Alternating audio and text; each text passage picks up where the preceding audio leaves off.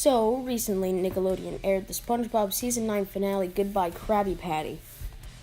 In this episode, Mr. Krabs meets an executive named Don Grouper, voiced by John Hamm, and he gives Krabs the idea to sell a line of frozen Krabby Patties. These patties make so much money that SpongeBob doesn't need to do his job anymore, so he gets fired. Hey, this reminds me of another Season 9 episode where SpongeBob gets fired. No! So, with Patrick as their spokesman, frozen Krabby Patties are a hit until SpongeBob realizes he needs his job back. SpongeBob uses Patrick to tell the world that frozen Krabby Patties are made of sand. When the people realize this, they all throw up and decide that the best thing to do is stick with the original, the real Krabby Patty. Judging this episode about the plot, it's extremely clever. It's sort of satirizing how businesses become really fake and commercial just to make a quick buck. As for the characters, it's the usual for modern SpongeBob. SpongeBob is a happy-go-lucky, and you do feel sorry for him when he loses his job. Mr. Krabs likes money. Yeah, what else do you expect?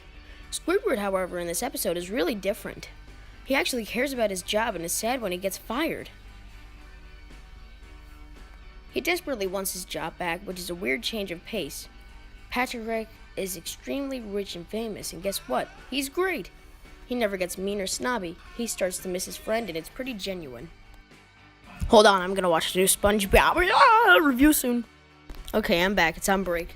So, this episode is everyone in character and a clever plot. What do I give this out of 10? 6. Yeah, the thing is, the plot is great, the characters are in character, but it's executed horribly. This episode is some of the worst pacing I've ever seen on this show. 2 minutes into the story and we already meet the main antagonist. I remember watching this and thinking, it's a SpongeBob special with no filler. Yeah, that's amazing. Plot feels like it's too big for 22 minutes. I find it interesting that Atlanta Square Bandits was made to be in 11 minutes but was a TV movie, but this feels like it should be a TV movie but is 22 minutes. This could have been an excellent TV movie and proved that SpongeBob can do a decent TV movie. Actually, negatory. It's this extremely fast special. When I say fast, I mean freaking fast. You go from scene to scene to scene with no time to breathe.